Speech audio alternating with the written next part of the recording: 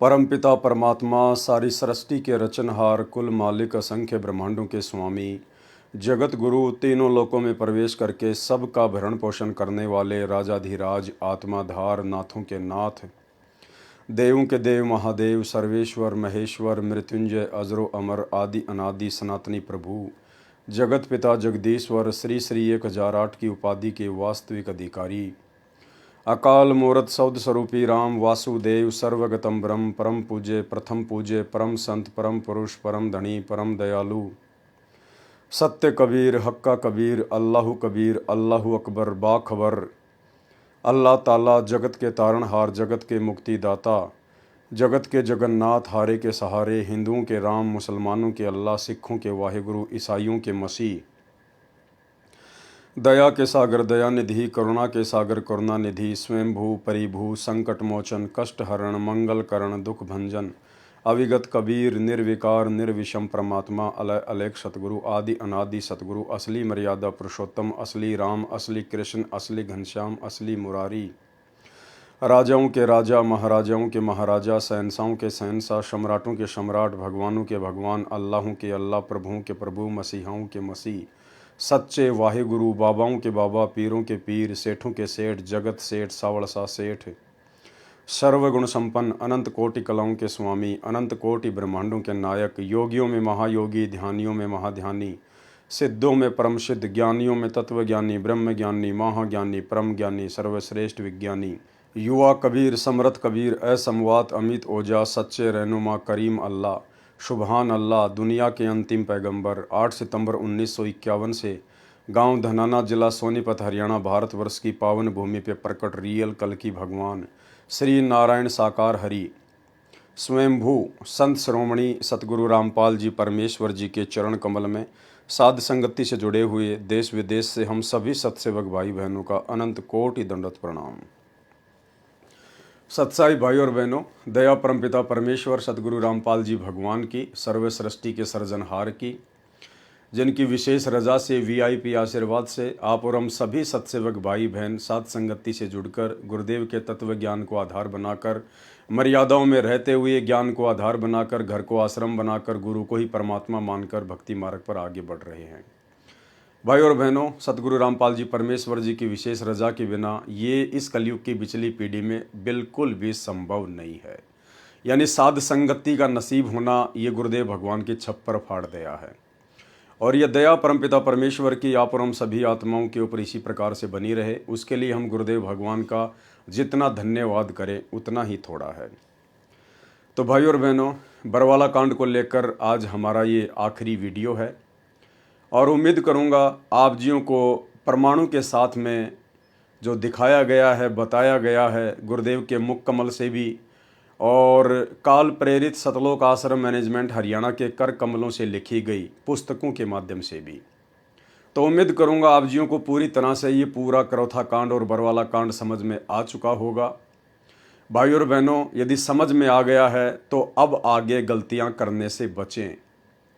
जो भी आपसे त्रुटियां हुई हैं, जो भी आपसे गलतियां हुई हैं, जो भी जाने अनजाने में सतलोक आश्रम मैनेजमेंट हरियाणा की कुसंगति में पढ़कर आप लोगों से गलतियां हुई हैं, सतगुरुदेव भगवान के सत्संगों के विरुद्ध जितने भी कुकर्म हुए हैं, अभी मौका है, परमेश्वर दयालु है, ये परीक्षा का समय है। अपने घर पर ही गुरुदेव भगवान से अपनी तमाम जाने अनजाने की गलतियों की क्षमा याचना कीजिए और संकल्प ले लीजिए कि जब तक मेरे गुरुदेव भगवान हिसार जेल से अपनी लीला पूरी करके बाहर नहीं आएंगे, तब तक हम किसी भी ना ही तो आश्रम में जाएंगे, ना ही किसी नामदान सेंटर पर जाएंगे और ना ही हम किसी ऐसे कुपात्र को ज्योति पाठ और दान का पैसा देंगे। जो भी कुछ देना होगा गुरुदेव भगवान के आने के बाद उनके कर कमलों में देंगे। तब तक ज्ञान को आधार बनाएंगे, घर को ही आश्रम बनाएंगे और गुरु को ही परमात्मा बनाकर साध संगति से जुड़े हुए सत्सेवक भाई बहनों की तरह मर्यादाओं को फॉलो करते हुए अपनी भक्ति करेंगे। क्योंकि परमात्मा कहते हैं यदि आप मर्यादा में हैं और गुरु को भगवान मान रहे हैं तो फिर आपको कहीं भी धक्के खाने की आवश्यकता नहीं है। मोकू कहाँ ढूंढे रे बंदे, मैं तो तेरे पास में। और रोज हम संध्या आरती में पढ़ते हैं, घट ही में गंगा, घट ही में जमुना और घट ही में है जगदीश सतगुरु तारेंगे। तो सतगुरु रामपाल जी परमेश्वर जी की सत्य भक्ति विश्वास की भक्ति है। जिसको अपने गुरु पर विश्वास हो गया, ज्ञान समझ में आ गया और मर्यादा में रहेगा तो परमात्मा पल पल साईं की तरह अपनी उस प्यारी आत्मा के साथ में रहेगा। तो भाई और बहनों, काफ़ी कुछ आपने बरवाला कांड को लेकर समझ लिया है। किस प्रकार से बरवाला कांड करवाने के लिए काल बली ने गुरुदेव भगवान के बेटा बेटी भाई बंधु रिश्तेदारों को निमित्त बनाया, स्टेट कोऑर्डिनेटरों को निमित्त बनाया और बड़े बड़े परम भगत समझे जाने वाले उन 2 कोड़ी के जीवों को निमित्त बनाया। दास 2 कोड़ी का जीव इसलिए कह रहा है क्योंकि आज उनके कुकर्मों से, उनके मनमाने आचरणों से हमें पता चल गया है कि उनको तो अध्यात्म का क ख ग भी ज्ञान नहीं है। केवल उनको इतना ही पता था कि ब्रह्मा विष्णु महेश के माता पिता कौन है, इसके अलावा उन्हें कुछ भी ज्ञान नहीं था। और गुरु को मानुष मानकर अपनी वही मनमानियाँ करते रहे जो मनमानियाँ नाम दीक्षा से पहले वो किया करते थे। और नतीजा निकला, खुद माया के पुजारी बनकर अपनी पूर्व जन्म की भक्ति को खर्च कर रहे हैं, बर्बाद कर रहे हैं। क्योंकि वर्तमान में तो उनकी मर्यादा टूटी हुई है, गुरु का आशीर्वाद है नहीं, नाम रहित हैं और जो पिछले उनके पुण्य हैं दान धर्म या सुमरण के, केवल उन्हीं को वो खर्च रहे हैं और उन्हें लग रहा है कि हमारी तो मौज मच रही है, हमें तो परमात्मा अनाप शनाप धन संपदा के मालिक बनाते जा रहे हैं। भाई और बहनों, लाइट चली जाने के बाद भी इन्वर्टर चलता है 2, 4, 5 घंटे, लेकिन इसका मतलब ये नहीं है कि बिना लाइट के भी उसकी बैटरी ख़त्म होने के बाद वो चलता ही रहेगा। तो ये थोड़े बहुत दिनों की इनकी मौज है, इनकी ऐसो आराम है। उसके बाद जब इनके पाप कर्म इनके सामने उजागर होंगे तब इनसे लिए दिए भी नहीं जाएंगे। तो भाई और बहनों, हम जो आम संगत वाले भाई बहन हैं, हम लोग इनके इन कुकर्मों को देखकर जो करोथा कांड का रहस्य नामक पुस्तक में लिखे हुए हैं, बरवाला कांड का रहस्य नामक पुस्तक में लिखे हुए हैं, भ्रष्ट जज कुमारक पर नामक पुस्तक में लिखे हुए हैं, जो हम देख रहे हैं, पढ़ रहे हैं, समझ रहे हैं, जान रहे हैं, हमने इन लोगों से दूरी बना लेनी चाहिए और गुरुदेव के ज्ञान को आधार बनाकर ही भक्ति मार्ग पर चलना चाहिए। तभी हम सफल हो पाएंगे। और परमात्मा भी यही चाहते हैं कि आने वाले समय में जब मैं सतलोक चला जाऊंगा, उसके बाद मेरे बच्चे किसी के ऊपर भी आश्रित ना रहें, ना मेरे बेटा बेटी भाई बंधु रिश्तेदारों पर, ना कोऑर्डिनेटरों पर और ना ही परम भगत समझे जाने वाले भक्तों पर। हर स्थिति में मेरे ज्ञान को आधार बनाकर ही निर्णय लें, तभी ये भक्ति मार्ग पर सफल हो पाएंगे, अन्यथा काल इनको कभी भी झटका दे देगा। तो भाई और बहनों, आज हमारा लास्ट पार्ट है बरवाला कांड के ऊपर। तो बरवाला कांड से पहले जो पुस्तक लिखी गई थी राष्ट्रीय समाज सेवा समिति के द्वारा, जिस राष्ट्रीय समाज सेवा समिति में सतगुरु रामपाल जी परमेश्वर जी का कलयुगी परिवार शामिल था और जितने भी सतलोक आश्रम में मुख्य मुख्य सेवादार थे वो सभी शामिल थे और सब के सब काल प्रेरित थे, काल की गोद में बैठे हुए थे। उन्होंने काल को मौका दे दिया, वो काल के एजेंट बने हुए थे और इन्हीं तमाम आत्माओं को आधार बनाकर और इन्हीं आत्माओं से ये पुस्तक लिखवाकर भ्रष्ट जज कुमारक पर जजों को भड़काया गया। अनर्गल भाषा जजों के खिलाफ बोली गई, पुस्तक में यूज की गई, पुस्तक को बंटवाया गया, जिससे जजों को चुनौती दी गई और जजों ने फिर जबरन बरवाला कांड में अपनी भी सहभागिता निभाई। तो भ्रष्ट जज कुमारक पर राष्ट्रीय समाज सेवा समिति के सर्व सदस्य, ये समिति पूर्ण रूप से धार्मिक तथा गैर राजनीतिक है। लेकिन हम देख रहे हैं वर्तमान में जिस प्रकार 2019 में सतलोक आश्रम मैनेजमेंट हरियाणा ने कांग्रेस सरकार का समर्थन किया, कांग्रेस सरकार को वोट डलवाए और वर्तमान 2024 में बीजेपी सरकार का समर्थन किया, बीजेपी सरकार को वोट डलवाए, तो हम देख रहे हैं कि ये संस्था कितनी गैर राजनीतिक है। ये संस्था पूर्णतया राजनीतिक बन चुकी है। इस संस्था का भक्ति और भगवान से कोई लेना देना नहीं है। भ्रष्ट जज कुमारक पर भ्रष्ट जज बने चंडी माई जो बलि मांगती है। ये देखिए किस प्रकार की भाषा सतगुरु रामपाल जी परमेश्वर जी से उपदेश प्राप्त करने के बाद में, और जिनको हम अपनी नादानी में अपनी छोटी सोच के चलते बड़े बड़े परम भगत माना करते थे, गुरु जी का भाई, बड़े बड़े स्टेट कोऑर्डिनेटर, बड़े बड़े सेवादार, गुरुदेव के 24 घंटे साथ में रहने वाले उनके बॉडीगार्ड, ये उन लोगों की भाषा है जजों के प्रति जो इन्होंने इस पुस्तक में लिखी है, उनको भड़काया है। भ्रष्ट जज बने चंडी माई जो बलि मांगती है।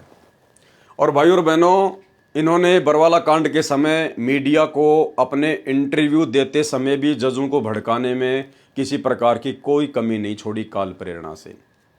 एक छोटा सा इंटरव्यू दास आपको सुना देता है उसी राज कपूर उर्फ प्रीतम दास का, जो कि सरेआम कह रहा है, मीडिया वाले को कह रहा है कि वैसे तो हम संत रामपाल जी को कोर्ट में जाने नहीं देंगे, उन्हें भी हमारी लाश के ऊपर से गुजरना पड़ेगा और हमारी लाश के टुकड़े टुकड़े करके और हमारा मांस उन भ्रष्ट जजों के पास में भिजवा देना, उन भ्रष्ट जजों को खिला देना, ताकि हमारे मांस को खाकर उनको आत्म संतुष्टि मिले।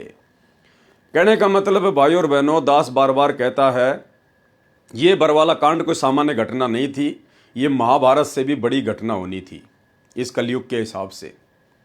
इन लोगों ने अपनी तरफ से किसी प्रकार की कोई कमी नहीं छोड़ी जजों को भड़काने में, काल को मौका देने में। इन्होंने खुद अपने इंटरव्यू दिए कि हमारे मांस को निकाल कर हम जो लाखों भगतियां बैठे हुए आश्रम में, और हम पुलिस को तो अंदर जाने नहीं देंगे, हमारे गुरुजी की बात हम मानेंगे नहीं, अगर गुरुजी भी कोर्ट में जाना चाहेंगे तो उनको हम जाने देंगे नहीं। इनके इंटरव्यू दास ने आपको पिछले पार्ट में सुनाए थे कि किस प्रकार से ये गुरु को मानुस मान रहे थे, और फिर पूरे देश के सामने इंटरव्यू दे रहे हैं मीडिया को कि हमारे शरीर के टुकड़े टुकड़े करके हमारे मांस को भ्रष्ट जजों को खिला देना। यानी भाई और बहनों, अगर वहां पर नरसंहार भी होता जबरदस्त तरीके से, तो भी न्यायालय में कोई पैरवी करने वाला जज भी नहीं मिलता हमारे को, क्योंकि हम लोगों ने पहले ही उनको मौका दे रखा है। हम लोगों ने पहले ही अपनी जुबान से अपना एफिडेविट देश दुनिया के सामने दे रखा है जजों को कि हम लाखों भक्तों को मार के ही संत रामपाल जी को लेकर जाया जा सकता है, और मरने के बाद हमारा जो शरीर है उसका मांस निकाल के जजों को खिला देना। तो बताओ आप जजों को किस प्रकार से दोषी ठहराओगे? अगर वो जज आप लोगों को वास्तव में मारने का आदेश भी दे देते कि चाहे लाख मरें लेकिन संत रामपाल जी को कोर्ट में लेके आइए, और लाख भगत यदि मार दिए जाते, तो आप जी जजों को दोष नहीं दे सकते थे, क्योंकि आपकी बुद्धि पे तो काल बैठा था और आपकी जुबान पे बैठी थी दुर्गा, और जो जो बातें ना कहनी चाहिए थी वो बातें सारी की सारी इन बड़े बड़े परम भक्तों के मुख से काल ने निकलवा दी। सुनिए ये छोटा सा इंटरव्यू। हमारे साथ जो आश्रम के प्रवक्ता राज कपूर हैं उनसे जानेंगे। राज कपूर जी, आज का दिन ही बचा है और पुलिस किसी भी वक्त यहाँ पहुँच सकती है, जिस तरह से खबरें आ रही हैं, क्या कहेंगे? सर, हाई कोर्ट ने संत रामपाल जी महाराज को एक झूठे केस में फंसा के और 10 तारीख के लिए नॉन अवेलेबल वारंट किया है। तो संत रामपाल जी महाराज की तबीयत जो है वो पूर्ण रूप से खराब है और वो डॉक्टरों के देखरेख में चल रहे हैं और उन्हें बेड रेस्ट की सलाह दी गई है डॉक्टरों द्वारा, और चलने फिरने में असमर्थ हैं पूर्ण रूप से। मैं भी अभी उनको देख के आया था कि उनसे बैठ भी नहीं सकते हैं, वो तो बेड पे हैं, और यदि वो ठीक होंगे तो मैं आपसे वादा करता हूं कि संत रामपाल जी महाराज खुद हाई कोर्ट जाएंगे और अपना जो भी पक्ष है वो रखेंगे। लेकिन अगर पुलिस आती है गिरफ्तार करने संत रामपाल को इस आश्रम में, तो आपके यहाँ पे हम देख रहे हैं कि भारी गिनती में लोग जुटे हुए हैं, तो क्या आप पुलिस को सहयोग करेंगे? क्या संत रामपाल अपनी गिरफ्तारी देंगे? जी सर, हम पुलिस को पूरा सहयोग करेंगे और पुलिस से प्रार्थना करेंगे कि हम सबको मार दे और संत रामपाल जी महाराज को ले जाए हमारी डेड बॉडी के ऊपर से। और हम सर पुलिस से और इस प्रशासन से यही प्रार्थना करेंगे कि जो हमें मार के संत रामपाल जी महाराज को ले जाएं, और हमारे मांस को, हमारी आखिरी इच्छा है कि हमारे मांस को निकाल के पका के, और जो भ्रष्ट जज हैं जो कानून की पालना नहीं करते हैं, अनदेखा करते हैं, कानून के साथ खिलवाड़ करते हैं, उन भ्रष्ट जजों को प्लीज हमारा मांस खिला दिया जाए, ताकि उनकी आत्मा को संतुष्टि मिल सके, उनको ये शांति मिले कि हमने संत रामपाल जी महाराज के जो शिष्य हैं उनका मांस खा लिया है, अब तो वो कम से कम हमें बख्श दें। ऐसे में यानी कि आश्रम का सीधा सीधा यही कहना है कि हर हाल में किसी भी कीमत पर जो संत रामपाल की गिरफ्तारी नहीं होने दी जाएगी। सर देखो, संत रामपाल जी महाराज की गिरफ्तारी का कोई मतलब नहीं है। संत रामपाल जी महाराज को यदि स्वस्थ हों। यह थे राज कपूर, प्रवक्ता हैं सतलोक आश्रम के। इनका साफ कहना है कि किसी भी कीमत पर संत रामपाल को यहां से गिरफ्तार नहीं करने दिया जाएगा, और यह लोग सीधा सीधा कह सकते हैं विरोध करेंगे गिरफ्तारी का, और किसी भी कीमत पर गिरफ्तारी नहीं होने देंगे। कैमरामैन प्रवीण के साथ नपिंदर सिंह ब्राड़, एबीपी न्यूज, बरवाला हिस्सा। तो भाई और बहनों, ये तो सतगुरु रामपाल जी भगवान की मेहर थी, उनकी दया थी, जो परमात्मा ने इतनी बड़ी घटना को बहुत ही सामान्य घटना में टाल दिया, परिवर्तित कर दिया। अन्यथा लाशों के ट्रक भरने थे। जिस प्रकार से इन लोगों ने अपने इंटरव्यू दिए और जिस प्रकार से इन्होंने जजों को भड़काने में कोई कमी नहीं छोड़ी। आज भाई और बहनों, यदि सरेआम आप किसी की माँ या बहन के लिए इस प्रकार के शब्द यूज करें, चंडी माई, और पुस्तक बंटवा के आप जी उनको चुनौती दें, उनको भड़काने का प्रयास करें, तो आपके गांव में, आपके घर में महाभारत हो जाएगी, महाभारत। क्योंकि कोई भी व्यक्ति इस प्रकार के शब्द अपनी माँ बहन के लिए स्वीकार नहीं करेगा, सुनना नहीं चाहेगा। और सतलोक आश्रम मैनेजमेंट हरियाणा ने भगत होने के बावजूद, और भगत भी सतगुरु रामपाल जी के, सतगुरु रामपाल जी हमें 30 वर्षों से समझा रहे हैं, ज्ञान दे रहे हैं कि ऐसी वाणी बोलिए मन का आपा खोए, औरन को शीतल करे आपू शीतल होए। कबीरा जग में बैरी कोई नहीं, जो मन शीतल होए, या आपा को डारी दे दया करे सब कोई। लेकिन इन वाणियों पे तो हम चलते नहीं, इन वाणियों को तो हमने कभी अपने हृदय में उतारा ही नहीं, ये तो खाली बोलने के लिए हैं। और देखिए किस प्रकार से गुरुदेव के ज्ञान के विरुद्ध खड़े होकर भाषा का प्रयोग कर रहे हैं। भ्रष्ट जज बने चंडी माई जो बलि मांगती है। भ्रष्ट जज निजी स्वार्थ की पूर्ति न होने के कारण मनमाने आदेश पारित करके 100-200 भक्तों की बलि मांग रहे हैं। हम तो 10 लाख सदस्य बलि देने को तैयार हैं ताकि भ्रष्ट जजों का खप्पर भर सकें। ये भाषा बिल्कुल भी ज्ञान आधार से जायज नहीं है। हम क्यों इस प्रकार से बलि देंगे 10 लाख भगत? अरे हमें बड़ी मुश्किल से, बड़े सौभाग्य से तो परमात्मा मिला है, सतगुरु मिला है। ये मनुष्य देह उन्होंने बताई कि बेटा भक्ति के लिए मिलती है, ये ऐसे बर्बाद नहीं करनी चाहिए। अगर कोई आत्महत्या करता है, छोटी छोटी बातों को लेकर लड़ाई झगड़ा करता है, मार काट करता है, तो वो तो दुष्ट आत्मा बताई सतगुरु रामपाल जी भगवान ने। और हम तो बड़ी आसानी से बरवाला कांड में 10 लाख लोगों की बलि देने के लिए तैयार हो गए। और भाई और बहनों, वास्तव में जब बलि देने का समय आया, वास्तव में जब बलि देने का समय आया, तो यही राज कपूर पीछे हट गया। भगोड़ा बनने का पूरा प्रयास किया, आश्रम से मुंह छुपाकर भागने का महेंद्र की तरह पूरा प्रयास किया, लेकिन ये पकड़ा गया। और उससे पहले इसने मीडिया को इंटरव्यू दिया।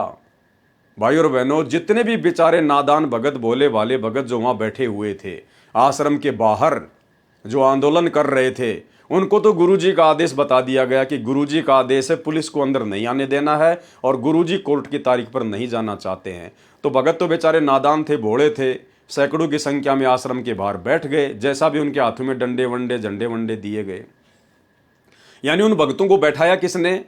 इन्हीं राष्ट्रीय समाज सेवा समिति वालों ने, इन्हीं सतलोक आश्रम मैनेजमेंट वालों ने। अन्यथा हमें क्या मतलब था? हमने तो हमारे गुरुजी के मुख से सुना ही नहीं कि बच्चों तुम्हें क्या करना है, क्या नहीं करना है। गुरुजी ने तो एक भी शब्द अपनी पवित्र जुबान से बरवाला कांड के समय निकाला ही नहीं, ना भक्तों को कोई आदेश दिया। उन्होंने लास्ट टाइम 5-7 दिन पहले जो सत्संग किया था, उसके बाद तो गुरुदेव किसी के सामने आए ही नहीं। तो गुरुदेव के मुख से तो किसी ने सुना ही नहीं कि ये आदेश गुरुजी के हैं या फिर मनमुखी रूप से हमारे को ये बताए जा रहे हैं। और भाई और बहनों, इन लोगों ने, जब मीडिया ने पूछा कि भाई ये इतने यहाँ पर बच्चे और महिलाएं बैठी हुई है, फालतू में बेचारे मारे जाएंगे, आपने इनको यहाँ क्यों बैठा रखा है, आप इनको अंदर जाने के आदेश क्यों नहीं देते? तो यही राज कपूर उर्फ प्रीतम दास, काल का एजेंट, राष्ट्रीय समाज सेवा समिति का सदस्य, सरेआम मीडिया के सामने कह रहा है। और उसके जस्ट पीछे खाकी कोट पहन के गुरुजी का बड़े बड़ा लड़का खड़ा है। ध्यान से देखना, राज कपूर के साइड में एक मोटे से मुंह का और खाकी सा एक कोट पहन रखा है, वो गुरुजी का बड़ा लड़का वीरेंद्र। और मीडिया वाला सवाल कर रहा है राज कपूर से कि इन बच्चों और महिलाओं को आप क्यों नहीं हटा रहे, और ये बच्चे और महिला यहाँ क्यों बैठी हैं? तो राज कपूर कह रहा है कि ये तो जबरदस्ती बैठे हैं, बच्चे और महिलाओं को हम लेके नहीं आए, बच्चे और महिलाओं को हम लेके नहीं आए, यानी अपना पीछा छुड़वा लिया। ये होता है काल का दूत, जब समय आता है तब भाग लेता है और बेचारे नादानों को मरवा देता है। इन्हीं लोगों ने उन सैकड़ों बच्चों और महिलाओं को वहां पर बैठाया, उनकी ड्यूटी लगाई। और जब मीडिया वाले पूछ रहे हैं तो कह रहे हैं बच्चे और महिलाओं को हम नहीं लेके आए। तो फिर मीडिया ने कहा कि फिर आप इनको हटा क्यों नहीं रहे? तो कह रहे हम तो हटा रहे हैं लेकिन हमारी बात ही नहीं मान रहे। भाई और बहनों, इतना बड़ा झूठ, इतना बड़ा फरेब अपने ही भगत भाई बहनों के साथ। एक तरफ तो अपने गुरुजी को मानुस मान के उनके साथ में मनमानियां कर रहे हैं, गुरुजी की एक बात इन्होंने नहीं मानी बरवाला कांड में, और दूसरी तरफ बेचारे भोले भाले भगत भाई बहनों को गुरुजी का आदेश बता के आश्रम के बाहर बैठा दिया मरने मारने के लिए, और फिर अपना पीछा छुड़वा रहे हैं कि बच्चे और महिलाओं को हम नहीं लेके आए, ये हमारी बात ही नहीं मानते। कितना बड़ा झूठ इन लोगों ने बोला, सुनिए। बच्चों और महिलाओं को इसके बीच में लाने का क्या संदर्भ बच्चे महिलाएं हम नहीं लेके आए हैं। बच्चे महिलाएं आप भी बीमार आप हटा होते भी हैं। तो नहीं रहे उनको, किसको? बच्चे और महिलाओं को नहीं नहीं, हम हटा रहे हैं, लेकिन वो जिद कर रहे हैं। अब उनकी जिद के आगे हम क्या करें? वो भी संत रामपाल जी महाराज के अनुयायी। बच्चे और महिलाओं को इसके बीच में लाने का क्या संदर्भ बच्चे महिलाएं हम नहीं लेके आए हैं। बच्चे महिलाएं आप भी बीमार आप होते हटा हैं। भी तो नहीं रहे उनको, किसको? बच्चे और महिलाओं को नहीं नहीं, हम हटा रहे हैं, लेकिन वो जिद कर रहे हैं। अब उनकी जिद के आगे हम क्या करें? वो भी संत रामपाल जी महाराज के अनुयायी। तो भाई और बहनों, अब आप जी समझ सकते हैं कितना बड़ा ये काल का षड्यंत्र था, परमात्मा ने हल्के में टाल दिया। अब आपके मन में एक छोटा सा सवाल उत्पन्न हो रहा होगा कि गुरुजी ने आखिर 4-5 दिन जो घटनाक्रम चला, कभी कमांडो आ रहे हैं, कभी जा रहे हैं, कभी पुलिस आ रही है, कभी जा रहे हैं, तो गुरुदेव ने क्यों एक शब्द भी नहीं बोला? गुरुदेव को बोलना चाहिए था कि बच्चों आप ये क्या कर रहे हो, मैंने तुम्हें कब आदेश दिया, मेरा मार्ग क्या है और तुम ये क्या कर रहे हो? क्या तुम्हें मेरे ऊपर विश्वास नहीं है? क्या भगवान पे विश्वास नहीं है? गुरुदेव ने एक भी शब्द 5-7 दिन की उस नौटंकी में कुछ नहीं बोला। क्यों नहीं बोला? 2 कारण थे भाई और बहनों। पहली बात तो सतलोक आश्रम मैनेजमेंट हरियाणा ने गुरुदेव को भावनात्मक रूप से बंधक बना रखा था। ये लोग गुरुदेव भगवान की एक भी बात नहीं मानते थे और अंत में इन्होंने गुरुदेव भगवान को एक कमरे में बंद कर रखा था। अंत में इन लोगों ने गुरुदेव भगवान को सतलोक आश्रम बरवाड़ा में एक कमरे में बंद कर दिया था, जिस कमरे को बाद में पुलिस ने अंदर जाकर खोला बाहर से। और दूसरी बात भाई और बहनों, सतगुरु रामपाल जी भगवान समर्थ है, अंतर्यामी है, सब कुछ पता है, नो डाउट। आप और हमें तो पता है उनकी वास्तविक स्थिति क्या है। जानबूझकर सतगुरु रामपाल जी भगवान मूक दर्शक बने रहे, जानबूझकर। क्योंकि भाई और बहनों, सतलोक आश्रम मैनेजमेंट हरियाणा सतगुरु रामपाल जी परमात्मा के भक्ति मार्ग में सबसे बड़ी गंदगी है, सबसे बड़ी गंदगी। और इस गंदगी को संगत की नजरों से हटाए बिना, इस काले चश्मे को संगत की नजरों से हटाए बिना, ये संगत कभी भी दृढ़ होकर भक्ति मार्ग पर सफल नहीं हो सकती। और ना ही आने वाले समय में हजारों साल तक सतगुरु रामपाल जी भगवान का भक्ति मार्ग सही प्रकार से चल सकता है, यदि इस भक्ति मार्ग में इस गंदगी को सतगुरु रामपाल जी भगवान यूं ही छोड़ के चले गए तो। क्योंकि अब आगे इस भक्ति मार्ग में अन्य संतों और पंथों की तरह भाई भतीजावाद नहीं चलेगा, परिवारवाद नहीं चलेगा, वंशवाद नहीं चलेगा। परमेश्वर अलग से ही अपनी पूरी व्यवस्था करके जाएंगे। इन परिवार वालों का, गुरुदेव के बेटा बेटी, भाई बंधु रिश्तेदारों का, इन वर्तमान के स्टेट कोऑर्डिनेटरों का और बड़े बड़े सेवादारों का भक्ति मार्ग में किसी प्रकार का कोई रोल नहीं रहेगा। यानी साध संगतियां जो सतगुरु रामपाल जी भगवान ने चलाई हैं, आने वाले समय में परमात्मा के बच्चे ज्ञान आधार से इतने दृढ़ हो जाएंगे कि हमें किसी मैनेजमेंट की आवश्यकता पड़ेगी नहीं, हमें किसी प्रकार की मनमानियां करने की आवश्यकता पड़ेगी नहीं। हम सौपन में सोच भी नहीं सकते मनमानियां करने की। आज हम साध संगति से जुड़े हुए भगत भाई बहन लाखों की संख्या में हो चुके हैं। आज हम साध संगत वालों को ना तो किसी कोऑर्डिनेटर की आवश्यकता है, ना किसी परम भगत की आवश्यकता है, ना गुरुजी के परिवार की आवश्यकता है, ना भक्ति करने के लिए किसी आश्रम की आवश्यकता है। और सतलोक आश्रम मैनेजमेंट हरियाणा से लाखों गुना अच्छी मर्यादा में रह के अपने गुरु को भगवान मान के, घर को आश्रम मानकर भक्ति कर रहे हैं। तो परमेश्वर ऐसा ही पूरी संगत को अपने ज्ञान में रंग के चले जाएंगे, तो किसी को किसी की आवश्यकता पड़ेगी नहीं। और जो अच्छी आत्मा होंगी उनको परमात्मा यहाँ से निकाल देंगे। तो भाई और बहनों, इस प्रकार से फिर आगे ये भक्ति मार्ग परमात्मा का सेट होगा। और एक सत्संग में तो गुरुदेव भगवान ने बिल्कुल स्पष्ट कह रखा है भाई और बहनों, क्योंकि आने वाले समय में ये आश्रम नहीं रहेंगे। आने वाले समय में गुरुदेव के सतलोक जाने के बाद भक्ति करने के लिए आश्रमों की आवश्यकता नहीं होगी, बिल्कुल भी नहीं होगी। एक सत्संग में गुरुदेव ने स्पष्ट कर रखा कि जब बच्चों घर घर में ज्ञान हो जाएगा, घर घर में सीढ़ी हो जाएंगी, उस समय कोई काल का दूत यहाँ घुसेगा ही नहीं। ये ज्ञान की आवश्यकता तो इसलिए पड़ी कि कोई काल का दूत तुम्हारे को भ्रमित ना कर दे। आने वाले समय में सभी भगत होंगे, घर घर में ज्ञान होगा, घर घर में चर्चा होगी, गांव गांव में भगत होंगे, आपको कहीं जाने की आवश्यकता ही नहीं पड़ेगी। गांव गांव में सत्संग हुआ करेंगे, आपस में सब मालिक की चर्चा किया करेंगे, ज्ञान चर्चाएं हुआ करेंगी। और गुरुदेव ने स्पष्ट कह दिया कि आपको कहीं भी धक्के खाने की आवश्यकता नहीं पड़ेगी। ये दास जब सतलोक जाएगा तो ऐसी व्यवस्था करके जाएगा, आप लोगों को कहीं भी धक्के खाने की जरूरत ही नहीं पड़ेगी। अब भाई और बहनों, धक्के तब खाएंगे जब आश्रम होंगे।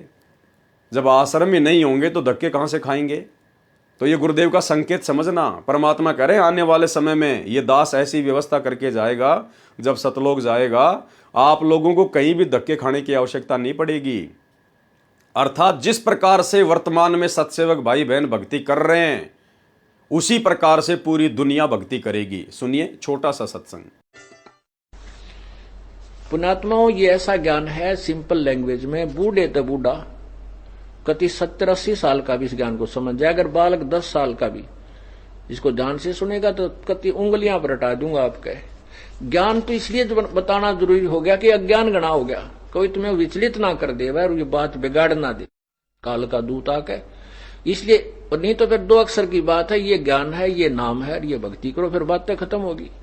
ये मर्यादा है। अगर जब ये एक रूटीन पड़ जाएगा फिर सत्संग घर घर में सीढ़ी हो जाएंगी, घर घर में सत्संग सुनियो।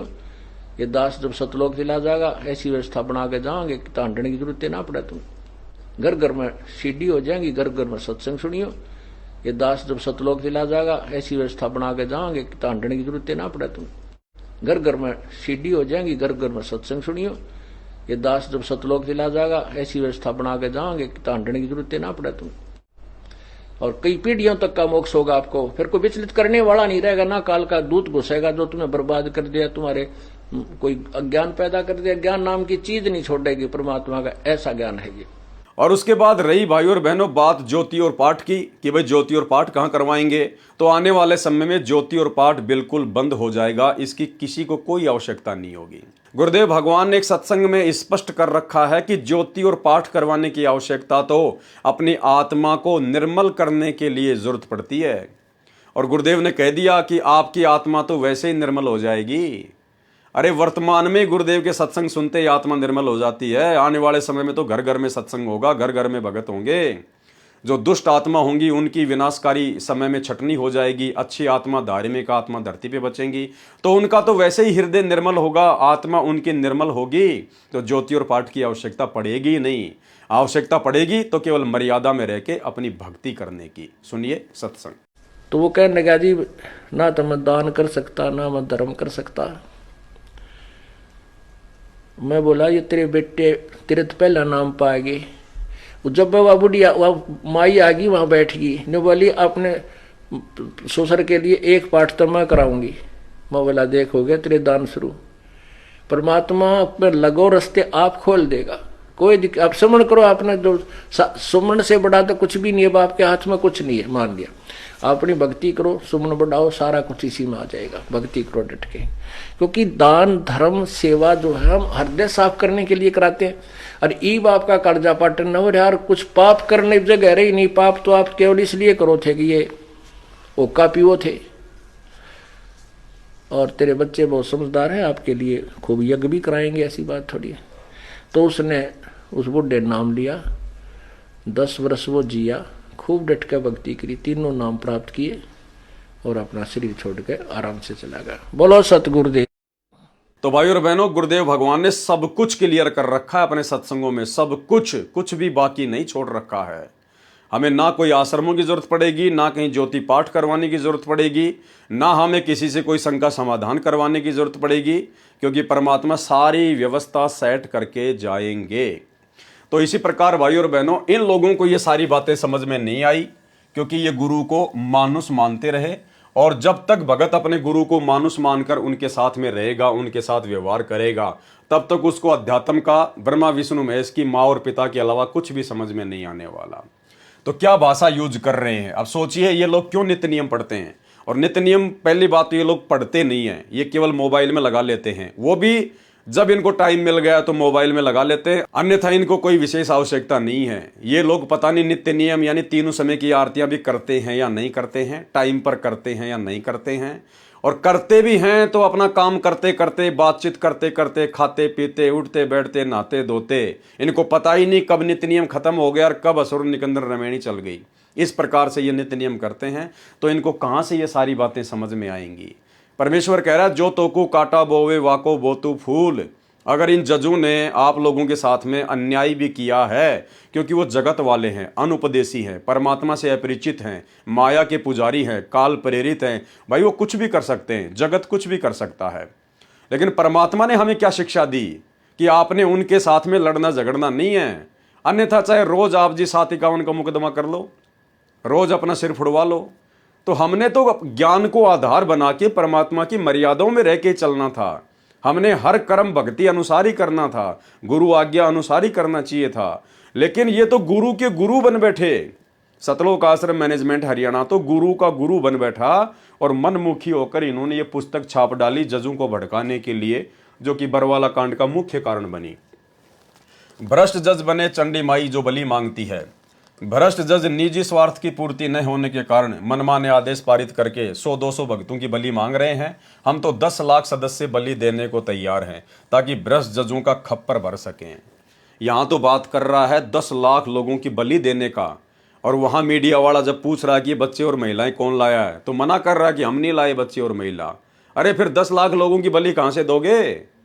अरे भैया, अगर तुम मना कर दोगे कि बच्चों और महिलाओं को हम नहीं लाए, तो 10 लाख लोगों की बलि कहां से दोगे? फिर बलि के लिए तो बच्चे और महिलाएं चाहिए न तुम्हारे को। भ्रष्ट जजों द्वारा बनाया गया झूठा मुकदमा नंबर का उद्देश्य यही है कि पुलिस ने प्रदर्शन कर रहे राष्ट्रीय समाज सेवा समिति के सदस्यों पर गोलियां क्यों नहीं चलाई, 10-20 लोगों को बलि क्यों नहीं चढ़ाया। इसलिए रोहतक तथा हिसार जिले के पुलिस अधीक्षकों पर तथा हरियाणा सरकार के गृह सचिव पर भी संत रामपाल जी के साथ अवमानना का यही झूठा मुकदमा बना रखा है।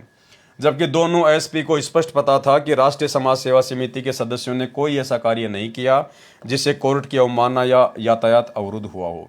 यदि ऐसा होता तो पुलिस दिनांक 14/7/2014 को ही मुकदमा दर्ज करती। दिनांक 8/8/2014 को हाईकोर्ट के जजों ने दोनों एसपी को मौखिक सख्त आदेश दिया कि जिन्होंने प्रदर्शन किया था उन पर केस दर्ज करो, नहीं तो हम तुम्हें सजा देंगे। माननीय जज इंद्रजीत जी का अन्याय। हाजिरी माफी का कार्य जज इंद्रजीत जी ने ही करना चाहिए था। उसके पश्चात जज अमोल रतन से आशा लगाई, लेकिन यह इंद्रजीत से भी दुष्ट निकला। यानी भाइयों और बहनों, आशा केवल जजों से लगाई जा रही है, अपने सतगुरुदेव भगवान से कोई उम्मीद नहीं, कोई इनको आशा नहीं। जिस प्रकार द्रौपदी जब उसका चीरहरण होने का समय आया, दुशासन उसको पकड़ के लेके गया, तो उस समय वो सभा में बैठे हुए लोगों से ही आशा लगा रही थी। भीष्म पितामह से, कर्ण से, द्रोणाचार्य से, कृपाचार्य से, उनका जो गुरु था और जो अंधा था धृतराष्ट्र, उनसे ही वो आशा लगा रही थी। बार बार सबके आगे जा जाके हाथ जोड़ के अपनी प्रार्थना लगा रही थी। लेकिन भाइयों और बहनों, गुरुदेव ने बताया कि समर्थ का काम समर्थ ही कर सकता है, यहाँ का चक्रवर्ती सम्राट भी नहीं कर सकता। तो इसी प्रकार समर्थ सतगुरु रामपाल जी भगवान जो इनके साथ में आश्रम में बैठे हुए हैं, लेकिन इनको ना पहचान कर, इनको तो अपने जैसा एक मानुष मानकर व्यवहार कर रहे हैं, और जजों से ही उम्मीद लगाई जा रही है कि वो जज अब की बार हो सकता है हमारे मुकदमे समाप्त कर दे, हो सकता है वो जज बहुत अच्छा हो, वो हमारे मुकदमे समाप्त कर दे। अरे मुकदमे उस समय तक समाप्त नहीं होंगे जब तक ये समरस शक्ति नहीं चाहेगी। जब तक ये समरस शक्ति नहीं चाहेगी तब तक मुकदमे समाप्त नहीं होंगे। और बहुत सारी बातें हैं भाइयों और बहनों। आपको एक मैं पीला पर्चा दिखाऊंगा जो गुरुदेव भगवान को सजा होने के बाद 2018 में जब गुरुदेव भगवान को डबल उम्र कैद की सजा हुई, उसके दूसरे दिन ही सतलोक आश्रम मैनेजमेंट हरियाणा ने एक पीला पर्चा संगत में वायरल किया। उस पीले पर्चे में इन्होंने लिखा कि गुरुजी का आदेश है कि जजों का कोई दोष नहीं है, जजों ने जो भी कुछ किया है परमात्मा के आदेश अनुसार किया है, यानी जैसा परमात्मा ने चाहा वैसा ही हुआ है, इसलिए हमने किसी को कोई दोष नहीं देना है। अब भाइयों और बहनों, हम कौन सी बातों पे यकीन करें बताइए। एक तरफ तो इस पुस्तक में जिस प्रकार से जजों के खिलाफ भाषा लिखी जा रही है, उनको भड़काया गया है, उनको माई चंडी, जल्लाद, जालिम, पता नहीं क्या क्या कहा जा रहा है। दुश्मन के साथ भी ऐसा बर्ताव नहीं किया जाता जैसा इन जजों के खिलाफ भगत होकर राष्ट्रीय समाज सेवा समिति वाले कर रहे हैं। और दूसरी तरफ जब गुरुजी को डबल उम्र कैद की सजा हो जाती है तो दूसरे ही दिन पीला पर्चा निकाल दिया जाता है इसी राष्ट्रीय समाज सेवा समिति के द्वारा कि जजों का कोई दोष नहीं है। अब बताइए किस पे यकीन करें हम। विचार करने की बात है, हाई कोर्ट में जाने का खर्च सहन करना कितना कठिन है। राष्ट्रीय समाज सेवा समिति वाले कह रहे हैं कि बार बार हमारी तारीखों पे तारीखें लगाई जा रही हैं, बार बार हमारे को कोर्टों में बुलाया जा रहा है। इन जजों को ये भी पता है कि कितना खर्चा होता है, कितनी हम लोगों को परेशानियां उठानी पड़ती हैं। ये लोग तो एसी लगे कमरों में बैठे बैठे खाली आदेश पारित कर देते हैं, और हम लोगों को कितनी परेशानियां, कितनी कठिनाइयां होती हैं, पैसा खर्च होता है। हाई कोर्ट में जाने का खर्च सहन करना कितना कठिन है, ये निर्दयी तथा भ्रष्ट जज वातानुकूल कक्ष में बैठकर भूल जाते हैं गरीब जनता के दर्द को। ये भ्रष्ट जज तो कौवे काग जैसी वृत्ति के व्यक्ति हैं। भाई, अगर जज लोग मनमाने आदेश पारित कर देते हैं एसी के कमरे में बैठ के, और ये तो कौवे जैसी वृत्ति के हैं, दुष्ट हैं, तो भैया तुम कौन से राजा हरिश्चंद्र हो फिर? जिस प्रकार तुम्हारे को भ्रष्ट जज बार बार बुलाते हैं और तुम कहते हो हमें परेशानी होती है, दिक्कत होती है, तो जैसे ही तुम्हारे पास में जजों का आदेश आया, ठीक उसी समय तुम लोग बेचारी भोली भाली 200 400 500 किलोमीटर दूर बैठी संगत को आदेश पारित कर दिया करते थे कि फलानी दिन गुरुजी की तारीख है, आपने वहां कोर्ट में जाना है, चंडीगढ़ आना है, रोहतक आना है, हिसार आना है। तो तुम्हारे मेरे भ्रष्ट जजों में क्या अंतर है? अरे तुम तो नालायकों बैठ के अपनी गाड़ियों में एसी ऑन करके तुम तो 2 मिनट में वहां पहुंच जाते थे, और बेचारी भोली संगत कोई एमपी से आ रहा है, कोई बिहार से आ रहा है, कोई राजस्थान से, कोई यूपी से आ रहा है, अपने बाल बच्चों को लेके आ रहे हैं, बेचारे सुबह कमाते हैं शाम को खाते हैं, कहाँ से वो किराए लेके आएंगे, कितने परेशान होंगे। तुम लोगों को कभी संगत का दर्द दिखाई दिया? तुम्हें अपना दर्द, अपनी तकलीफ तो दिखाई दे रही है, लेकिन बेचारी भोली भाली संगत की तकलीफें दिखाई नहीं दे रही थी। बेचारे कहां कहां से ट्रेनों में बैठकर, बसों में बैठकर पैसा खर्च करके तुम्हारे एक आदेश पर गुरुजी का आदेश समझकर आ जाया करते थे। क्या तुम लोगों को कभी उस नादान संगत की, भोली भाली संगत की परेशानियां नजर आई जो जजों को तुम्हारी परेशानियां नजर आएगी? तो तुम दोनों एक ही कैटेगरी के हो। कौवा पशु के शरीर पर बने जख्म पर चोंच मारकर मांस नोचकर अपना पेट भरता है, उसको पशु के जख्म से होने वाले दर्द से कोई लेना देना नहीं है। इसी प्रकार भ्रष्ट जज कौवे जैसे स्वभाव के हैं। सर्व भक्तों ने एक पुस्तक सच बनाम झूठ लिखी, यानी राष्ट्रीय समाज सेवा समिति ने एक पुस्तक लिखी सच बनाम झूठ, और नाम ठोक रहे हैं सभी भक्तों का। अरे सारे भगत तो भैया कम से कम 20-25 लाख थे उस समय। तुम्हारे अनुसार 20-25 लाख भगत थे, जबकि वास्तव में 14.5 लाख ही भगत थे टोटल। तो क्या कह रहे हैं? सर्व भक्तों ने एक पुस्तक लिखी सच बनाम झूठ, जिसमें स्पष्ट लिखा था कि यह पुस्तक सर्व संगत ने मिलकर बनाई है। सर्व संगत को तो बेचारी को पता भी नहीं। लेखक के स्थान पर एक भगत बसंत दास का पता लिख दिया गया। लेखक के नाम पर किसका नाम लिखा गया? भगत बसंत दास का, जिसका इंटरव्यू दास ने आपको पढ़ाया था, जिसने सारनाम लेने के बाद 2009 में अपनी ही गुरु बहन के साथ में मुंह काला किया, कुकर्म किया। वो बसंत दास जिसने सच बनाम झूठ पुस्तक लिखी, उसके बाद ये पागल घोषित हो गया। इसका रोहतक से इलाज चल रहा है, मेंटल हॉस्पिटल से। लेखक के स्थान पर एक भगत बसंत दास का पता लिख दिया गया ताकि कोई संपर्क करना चाहे तो कर सके। यह पुस्तक दिनांक 27/9/2010 को हाईकोर्ट के सर्व जजों व देश के अन्य अधिकारियों को भेजी। यानी 2010 में ही इन्होंने इस प्रकार से जजों को भड़काना शुरू कर दिया था। बरवाला कांड हुआ 2014 में, उससे 4 साल पहले ही सतलोक आश्रम मैनेजमेंट हरियाणा ने सच बनाम झूठ पुस्तक लिखकर उसमें जजों के खिलाफ सारी बातें लिखकर, सेम इसी प्रकार की भड़काऊ भाषाएं लिखकर समाज में बांटनी शुरू कर दी थी। यानी जजों ने भी कितनी सहनशीलता दिखाई भाई और बहनों, ये भी आप जी सोचना। कहावत है कि रोजे माफ कराने गए, नमाज और गले डाल दी। भैया तुम कुकर्म ही ऐसे करते हो, तुम लोग ये कर्म ही ऐसे कर रहे हो भगत होने के बावजूद, अपने गुरु को परमात्मा ना मानकर, गुरु पर विश्वास ना करके, अपनी ही मनमानियां करते हुए जो कुकर्म तुम कर रहे थे, तो तुम्हारे साथ में ऐसा ही होना था। कहावत है कि रोजे माफ कराने गए, नमाज और गले में डाल दी। संत रामपाल जी महाराज ने पंजाब व हरियाणा हाईकोर्ट में सुरक्षा की अर्जी लगाई। सतगुरु रामपाल जी भगवान ने कोई सुरक्षा की अर्जी नहीं लगाई। ये सर्वशक्तिमान परमात्मा समर्थ है, इनको किसी की सुरक्षा की आवश्यकता नहीं है। ये अर्जी इसी राष्ट्रीय समाज सेवा समिति ने लगाई, इन्हीं बड़े बड़े परम भक्तों ने लगाई, और नाम ठोक दिया जाता है हर बात के पीछे सतगुरु रामपाल जी का।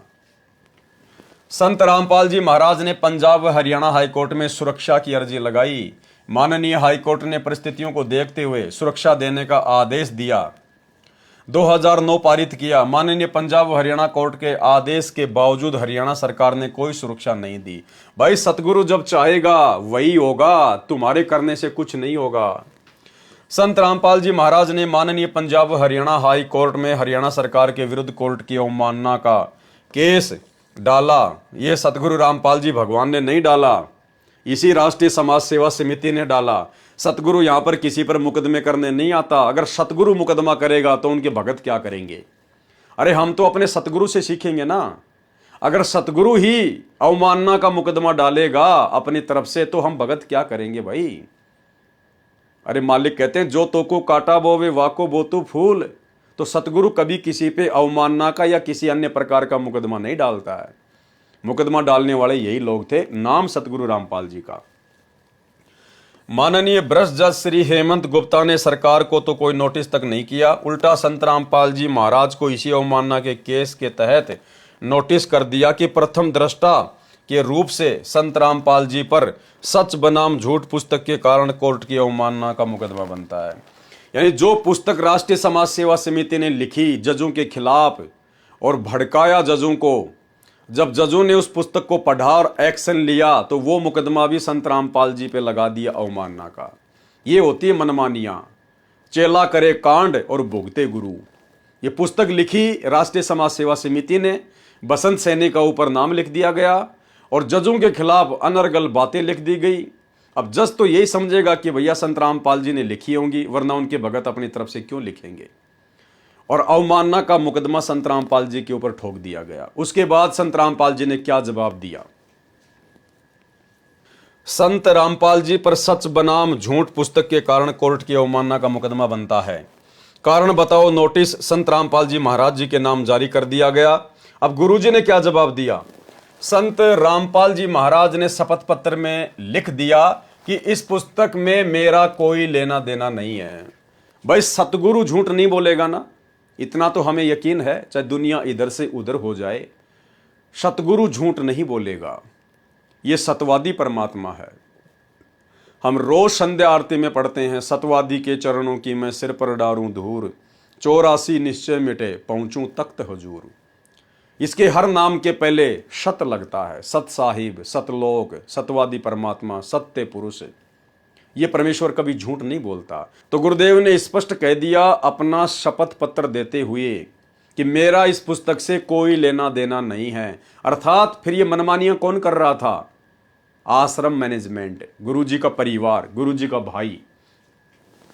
संत रामपाल जी महाराज ने शपथ पत्र में लिख दिया कि इस पुस्तक में मेरा कोई लेना देना नहीं है। ये तो लेखक बसंत दास ही सही बता सकता है। भगत बसंत दास को हाईकोर्ट ने नोटिस दिया। उसमें भगत बसंत दास ने कहा कि यह पुस्तक मैंने अन्य लाखों भक्तों के सहयोग से लिखी।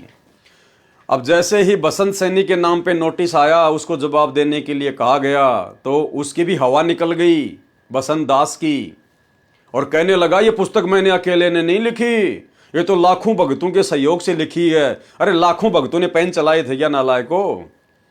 देखो मनमानियों का नतीजा भाई और बहनों फिर ये होता है। उसमें भगत बसंत दास ने कहा कि यह पुस्तक मैंने अन्य लाखों भक्तों के सहयोग से लिखी है। तब संत रामपाल जी महाराज को उस झूठे मुकदमे से राहत मिली। संत रामपाल जी महाराज को न्यायालय में बुलाया नहीं, परंतु भ्रष्ट जज हेमंत गुप्ता तथा भ्रष्ट जज सूर्यकांत ने सरकार को अवमानना केस से बरी कर दिया और अकेले बसंत दास को दोषी ठहराकर कोर्ट की अवमानना का मुकदमा बना दिया। जबकि 5000 उन भक्तों ने शपथ पत्र भी दिए जिन्होंने पुस्तक सच बनाम झूठ के लिखने व छुपाने में सहयोग दिया था, परंतु भ्रष्ट जजों ने जानबूझकर उनको अनदेखा कर दिया, केवल बसंत दास जी को बलि का बकरा बना दिया। भ्रष्ट जजों ने भगत बसंत दास का जीवन नष्ट कर दिया। क्यों भाई? बसंत दास तो भगत है ना। अरे बसंत दास तो परमात्मा का भगत है, बहुत बड़ा परम भगत है, राष्ट्रीय समाज सेवा समिति का मेंबर है, सदस्य है, आश्रम के मुख्य सेवादारों में उसकी गिनती आती है। फिर ऐसे परम भगत का जीवन कौन बर्बाद कर देगा? अरे तुम क्या बोल रहे हो भाई अपनी गंदी जुबान से? क्यों संत रामपाल जी का नाम बदनाम कर रहे हो तुम? ऐसे परम भगत बसंत सैनी का जीवन क्या एक जज बर्बाद कर सकता है? नहीं कर सकता। भ्रष्ट जजों ने भगत बसंत दास का जीवन नष्ट कर दिया। फिर भक्ति क्या खाक कर रहा है? अरे भक्ति क्यों कर रहा फिर भक्ति क्या काम आई इसके, जब एक जज ने इसका जीवन बर्बाद कर दिया और इतने दिनों से सतगुरु की शरण में है, सतगुरु ने जीवन आबाद नहीं किया और एक जज ने इसका जीवन बर्बाद कर दिया, नष्ट कर दिया, तो क्यों भक्ति कर रहा था? फिर ये ड्रामा कर रहा था। ये तो भ्रष्ट जजों ने भगत बसंत दास का जीवन नष्ट कर दिया। अब भाइयों और बहनों, कारण क्या था? पहले तो राष्ट्रीय समाज सेवा समिति वालों ने वो पुस्तक लिखकर सच बनाम झूठ और बसंत दास का नाम उस पुस्तक के ऊपर लिखकर उसमें गुब्बारे की तरह हवा भर दी। बसंत दास फूल गया कि लेखक के रूप में मेरा नाम लिख दिया गया। उसको आगे का नहीं पता था, क्योंकि आगे इनकी बुद्धि भैंस की तरह काम नहीं करती है। और बाद में जब Punjab and Haryana high court के जज ने उसके ऊपर एक्शन लिया और मुकदमा किया, तो बसंत दास की सारी हवा निकल गई कि यार ये तो मैं अकेला फंस गया और तो किसी का नाम ही नहीं आया, मेरे अकेले के ऊपर ही मुकदमा डाल दिया गया। तो भाई साहब के दिमाग के स्क्रू ढीले हो गए, पागल हो गया, मेंटल हो गया, मेंटल। ये सारनामी गुरुजी का परम भगत पागल हो गया। देखिए, जब बसंत दास को पता चला कि तुझे अकेले को मुकदमा नंबर 22/2011 में फंसा दिया, अन्य को छोड़ दिया, तो उसके दिल को ऐसा झटका लगा कि उसका मानसिक संतुलन बिगड़ गया, अनबोल हो गया, यानी बोला नहीं गया उससे, मुंह के ताला लग गया उसका मानसिक संतुलन गड़बड़ा गया कि तेरे को तो अकेले को फंसा दिया, अगर 10-20 और फंसते तो ठीक था, लेकिन तू तो अकेला फंस गया। उसका मानसिक संतुलन बिगड़ गया, अनबोल हो गया, यानी बोला नहीं गया उससे कई दिन तक। रस्सा उठाकर गले में डालकर पंखे पर लटककर आत्महत्या करने का प्रयास करने लगा। अब ये हैं सारनामियों के लक्षण, देखते जाओ भाई और बहनों आप।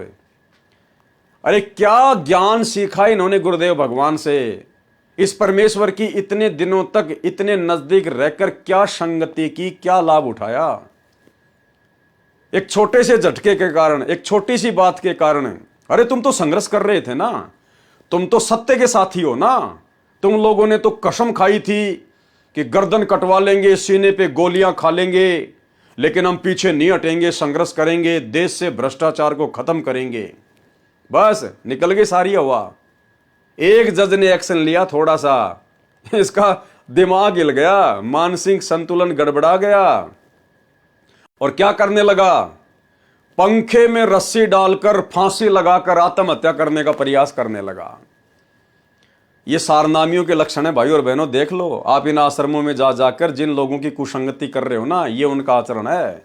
ये वही बसंत सैनी है, गांव गांधरा, जिला रोहतक, हरियाणा वाला, जो धनाना आश्रम में सार शब्द की परीक्षा लेता है, जो आप लोगों को सार शब्द देता है, ये वही बसंत सैनी है जो पंखे से लटक कर आत्महत्या करने का प्रयास कर रहा था उस समय। फिर क्या ज्ञान समझा इसने? क्या इसको अपने गुरुदेव भगवान पर विश्वास है? भाई और बहनों, परमात्मा तो कहते हैं कि आत्महत्या करने वाला तो कायर होता है, कायर। मालिक कहते हैं नर नारायण दे पाए कर, और फिर तू फिर 84 जाई। अरे आत्महत्या करके ये परमात्मा जैसा शरीर प्राप्त करके नालायक, फिर तू गधा बनना चाहता है, 84 में जाना चाहता है। ज्ञान क्या हुआ तेरे को? तो ये देख लो परम भगतों के लक्षण, परम भगतों का ज्ञान है। ये परमात्मा की विशेष दया है जो ये पुस्तक आपके सामने पढ़ाई जा रही है, दिखाई जा रही है आपको, ताकि आप इन लोगों की कुसंगति से बचें। इनको तो ब्रह्मा विष्णु महेश के माता पिता के अलावा भाई और बहनों कुछ भी पता नहीं है। ये दुखी आत्माएं थी, परमात्मा की शरण में आते इनको सौ सुख मिल गए, ज्ञान से कोसों दूर रहे, अपनी मान बढ़ाई में आ गए, मनमानियां करने लगे, परमात्मा के आशीर्वाद से दूर हो गए, और अंत में फिर यही होगा इनके साथ, और क्या होगा। अरे भक्ति मार्ग पर हम भगत बनने के लिए जुड़े, अपने आत्म कल्याण के लिए जुड़े। देश दुनिया को सुधारने का ठेका हमारा नहीं है। अगर हम भगतों ने देश दुनिया सुधार दी, पहली बात तो आप और हमारी कोई औकात नहीं, कोई हमारा वजूद नहीं। और यदि हम लोगों ने ही देश दुनिया सुधार दी अपनी तरफ से कार्य करके, जिस प्रकार ये राष्ट्रीय समाज सेवा समिति ने ठेका ले रखा था भ्रष्टाचार मुक्त भारत बनाने का, अगर हम भगतों ने ही अगर देश दुनिया सुधार दी, तो सतलोक से आए हुए इस परमात्मा को कौन परमात्मा मानेगा? फिर तो हम ना परमात्मा बन जाएंगे भगती। तो भाई और बहनों, समर्थ का काम उसी को साजे और करे तो मूर्ख बाजे। अचिंत ने जो गलती की थी सृष्टि रचना के समय, उससे भी बड़ी गलतियां यहां सतलोक आश्रम मैनेजमेंट हरियाणा ने की हैं, कर चुके हैं। अब सोचिए इनको क्या खामियाजा भुगतना पड़ेगा, क्या परिणाम भोगने पड़ेंगे इन लोगों को आने वाले समय में। उसका मानसिक संतुलन बिगड़ गया, अनबोल हो गया, रस्सा उठाकर गले में डालकर पंखे पर लटक कर आत्महत्या का प्रयास करने लगा। उसका इलाज PGIMS रोहतक कराया जाने लगा। यानी वो इतना डिस्टर्ब हो गया, इतना पागल हो गया कि रोहतक की PGIMS हॉस्पिटल में उसको एडमिट करवाया गया और उसका इलाज चल रहा है। ऐसे पागल व्यक्ति से ये लाखों की संगत धनाना आश्रम में जाकर और शार शब्द ले रही है। यानी उस पागल ने सबको पागल बना दिया। भ्रष्ट जज राजीव भल्ला को इसमें भी संतोष नहीं हुआ। हमारे निजी जीवन में भी भ्रष्ट जज दखलंदाजी करने लगे। हाई कोर्ट के जज राजीव भल्ला को बताया गया कि बसंत दास मानसिक तौर से बीमार है, इसका इलाज PGIMS में कराया जा रहा है।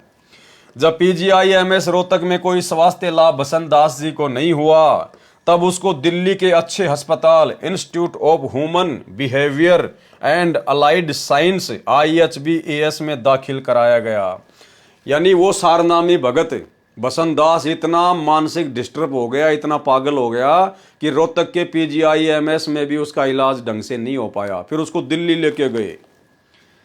अरे दुनिया जब हर कहीं से दुखी हो जाती है, परेशान हो जाती है, डॉक्टर फेल हो जाते हैं, बड़े बड़े हॉस्पिटल फेल हो जाते हैं, वो तो सतगुरु रामपाल जी भगवान की शरण में आ रहे हैं और आते ही स्वस्थ हो रहे हैं। और ये अच्छे खासे भगत सारनामी ये पागल हो रहे हैं और इनका हॉस्पिटलों में इलाज नहीं हो रहा और ये आगे से आगे हॉस्पिटलों में भागे जा रहे हैं। सतगुरु के पास कोई नहीं आ रहा। ये ड्रामेबाजी देख लो भाई और बहनों, अब ड्रामेबाजी बिल्कुल परमात्मा के ज्ञान और विधान के विपरीत सारे कुक्रम। अरे दुनिया तो PGIMS अपोलो से दुखी होके, जहां डॉक्टरों ने हाथ खड़े कर दिए, वो फिर संत रामपाल जी के शरण में आके स्वस्थ हो रहे हैं। और यहां ये बसंत सैनी जो 20 साल से संत रामपाल जी की संगति कर रहा है, सारनामी भगत है, आश्रम में उनके पास में रहा करता था, मैनेजमेंट का मुख्य आदमी है, और ये पागल हो रहा है। तो भाई और बहनों, पागल होगा नहीं तो क्या होगा। अरे जो बाहर वाले हैं उनको तो गुरुजी के बारे में कुछ पता नहीं था, इसलिए वो तो आते भक्ति पे लग गए और वो तो स्वस्थ हो गए। और ये नालायक भगत होने के बावजूद भी सारे उल्टे कुकर्म कर रहे थे, गुरु को मानुस मान रहे थे, मनमानियां कर रहे थे, तो आगे से आगे हॉस्पिटल में धक्के खा रहे हैं। यानी इनको संत रामपाल जी पे किसी प्रकार का कोई विश्वास नहीं, ना ये संत रामपाल जी को कोई कबीर भगवान मानते, ना ये कबीर जी का अवतार मानते, ये कुछ नहीं मानते, अपने जैसा मानते हैं। नहीं तो इस पागल आदमी को हॉस्पिटल में जाने की जरूरत क्या थी, अपने गुरुजी के चरणों में गिर जाता। अरे यदि गुरुजी के अनुसार ये पुस्तक लिखी जा रही है, गुरुजी के अनुसार ही जजों को भड़काया जा रहा है, और सारा का सारा काम यदि ये मैनेजमेंट गुरुजी के अनुसार ही कर रहा था, उनकी आज्ञा में रह के कर रहा था, तो अपनी ऐसी आज्ञाकारी आत्मा को गुरुजी पागल थोड़ी ना होने देंगे। फिर भगवान क्या काम आया। फिर भाई एक तरफ तो तुम गुरुजी की आज्ञा में रह के सारा काम कर रहे थे बरवाला कांड में, फिर गुरुजी अपनी ऐसी प्यारी प्यारी आत्माओं को पागल थोड़ी होने देंगे। गुरुजी तो तुरंत आशीर्वाद देकर, ले बेटा हो जा स्वस्थ, जाके संघर्ष कर। लेकिन गुरुजी की तरफ से कोई आशीर्वाद नहीं, कोई लाभ नहीं। क्यों? क्योंकि गुरु मानुष कर जानते, वो नर कहिए अंध, ओवे दुखी संसार में आ गए यम के फंद। ये हाल है भाई और बहनों। आप किन कुपात्रों की कुसंगति कर रहे हो? गुरुदेव का आशीर्वाद जिनके आसपास भी नहीं है। संभल जाओ, सुधर जाओ, साथ संगति से जुड़ जाओ, नहीं तो जीवन नरक बनेगा, नरक। जहां उसके स्वास्थ्य में सुधार होने लगा, दिनांक 4/8/2014 को हाईकोर्ट में बसंत दास की पेशी थी। बसंत दास के भाई सुरेंद्र जी न्यायालय में उपस्थित हुए तथा जज राजीव भल्ला जी को बताया कि बसंत दास को PGIMS रोहतक से लाभ नहीं हुआ, इसलिए उसको दिनांक 23/7/2014 को दिल्ली के प्रसिद्ध अस्पताल IHBAS में दिखाया गया है। हाई कोर्ट के माननीय जज श्री राजीव भल्ला जी ने सुरेंद्र को आदेश दिया कि बसंत दास को दिनांक 19/8/2014 को PGIMS में ही इलाज के लिए वापस लाओ। जज महोदय को बताया गया कि हम बसंत दास जी का IHBAS सरकारी अस्पताल में इलाज करा रहे हैं। जज राजीव भल्ला चिल्लाकर बोला कि तुम कोर्ट की आज्ञा का पालन नहीं करते हो, PGIMS रोहतक में ही दिखाओ। बसंत दास के भाई सुरेंद्र ने कहा कि हमने अपने भाई का जीवन देखना है। जज के सामने क्या कहा बसंत दास के भाई सुरेंद्र ने कि नहीं, हमने तो अपने भाई का जीवन देखना है, हम उसका इलाज दिल्ली में ही करवाएंगे। फिर जज ने ढंग से डांट मारी, फिर 2 मिनट में सरेंडर हो गया। बोला ठीक है साहब, ले आएंगे उनको। बसंत दास के भाई सुरेंद्र ने कहा कि हमने अपने भाई का जीवन देखना है।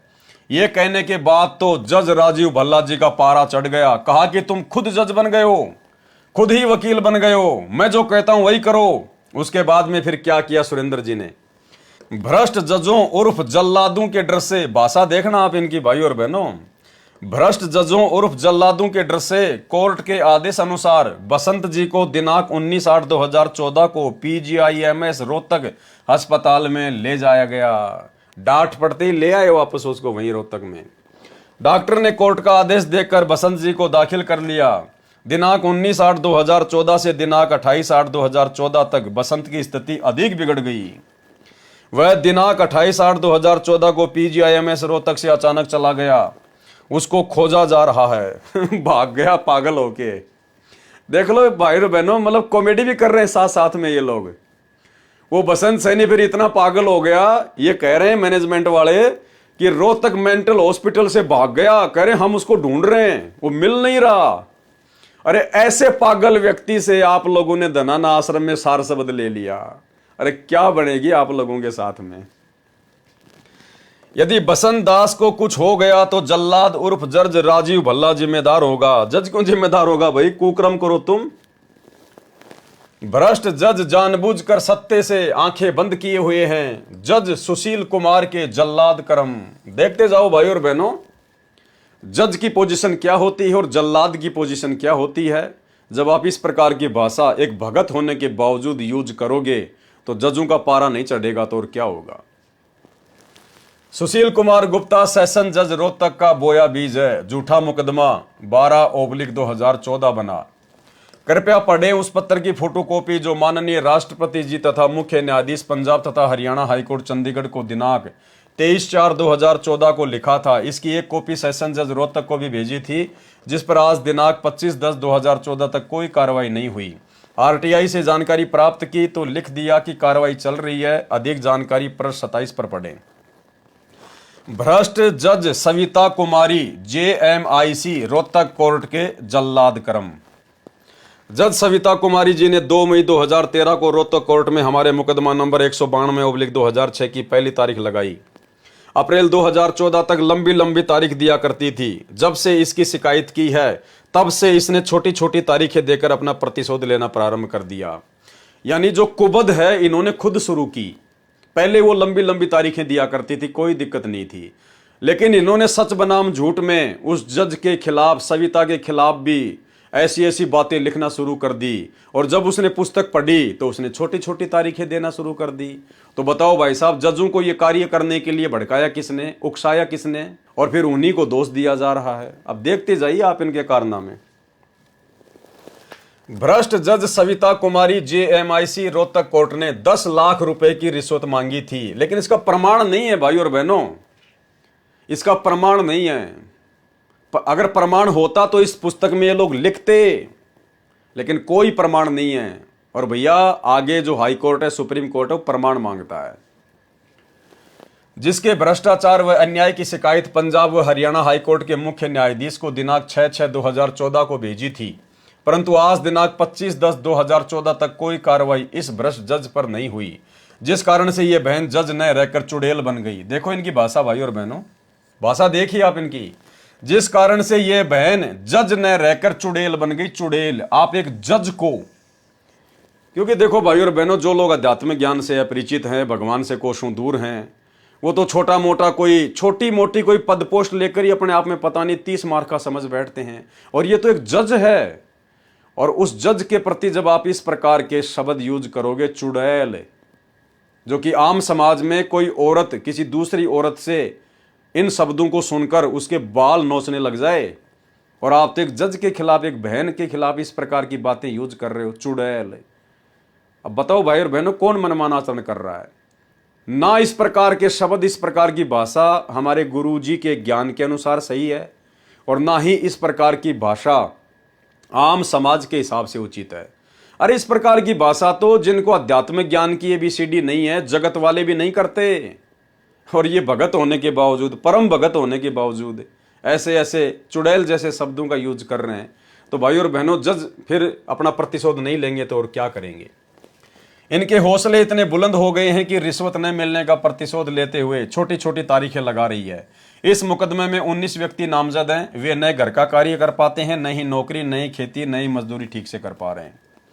इस जज उर्फ चुड़ैल सविता का प्रतिशोधात्मक घटिया कानून विरुद्ध कार्य फिर चुड़ैल शब्द। एक पलवल पुत्र जोगीश बोस निवासी लखनऊ उत्तर प्रदेश इसी मुकदमा संख्या 192 डेट 18/7/2006 PS सदर रोहतक में नामजद है। यह मुकदमा 18/7/2006 से चल रहा है। पलवल दास पहली बार अस्वस्थ होने के कारण दिनांक 3/7/2014 को कोर्ट में हाजिर नहीं हो पाया। अब देख लो, मेन भाइयों बहनों पॉइंट ये है कि इस प्रकार की भाषा भक्तों के लिए उचित नहीं है। अब यहां से पढ़ेंगे हम। ये सारी बातें हमने विजय को झज्जर जेल से दिनांक 15/3/2014 को जमानत होने पर बताई। ये कौन विजय है? ये वही विजय है जिसने करोथा कांड का रहस्य नामक पुस्तक लिखी थी। ये है वो विजय। ये भी पागल बन के घूम रहा है। यह सारी बातें हमने विजय को झज्जर जेल से दिनांक 15/3/2014 को जमानत होने पर बताई, जो दिनांक 6/3/2014 से 15/3/2014 तक झज्जर जेल में अन्य केस में था। यह बात सुनकर विजय ज्यादा तनाव में आ गया, जिसको 30/3/2014 को पागल वार्ड PGIMS रोहतक में दाखिल करवाना पड़ा। ये सतगुरु रामपाल जी परमेश्वर जी के बड़े बड़े समझे जाने वाले परम भक्तों के आचरण हैं, उनके लक्षण हैं। पागल हो रहे सारे के सारे धीरे धीरे। मनमान आचरण करेंगे, गुरु को मानुष मानेंगे, अपनी तरफ से अधिक व्यवस्था करेंगे तो और क्या होगा भाई और बहनों। आप और हमने शिक्षा लेनी है निकट भविष्य में। ये पुस्तक पढ़ के हम फालतू में समय बर्बाद नहीं कर रहे। हमने शिक्षा लेनी है कि गुरु को मानुष मानकर जो घटिया कर्म हमसे पहले इन बड़े बड़े समझे जाने वाले भक्तों ने किए हैं और जिसका नतीजा ये भोग रहे हैं, पागल बन के घूम रहे हैं, पागल बन के सतगुरु रामपाल जी के सारनामी भगत होने के बावजूद भी पागल बन के घूम रहे हैं। तो कहां इनके साथ में गुरु जी का आशीर्वाद है, कहां इनके भक्ति काम आ रही है।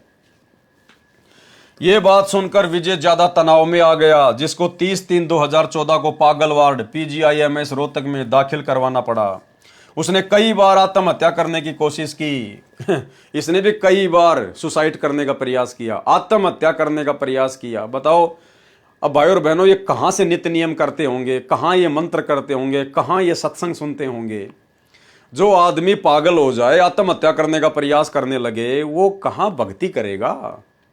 और ऐसे पागलों को हम परम भगत मान के और इनकी कुसंगति में पड़े हुए थे, और आज भी उन्हीं पागलों की कुसंगति में पड़े हुए हैं, जिनमें से कुछ तो पागल हो चुके हैं, बाकी का नंबर आना भी बाकी है। तथा इसी तनाव के कारण वह PGIMS रोहतक से दिनांक 31/3/2014 को पता नहीं कहां चला गया। वो भी बसंत सैनी की तरह भाग गया पागल वार्ड से। वो विजय भी भाग गया और कह रहे पता नहीं कहां चला गया।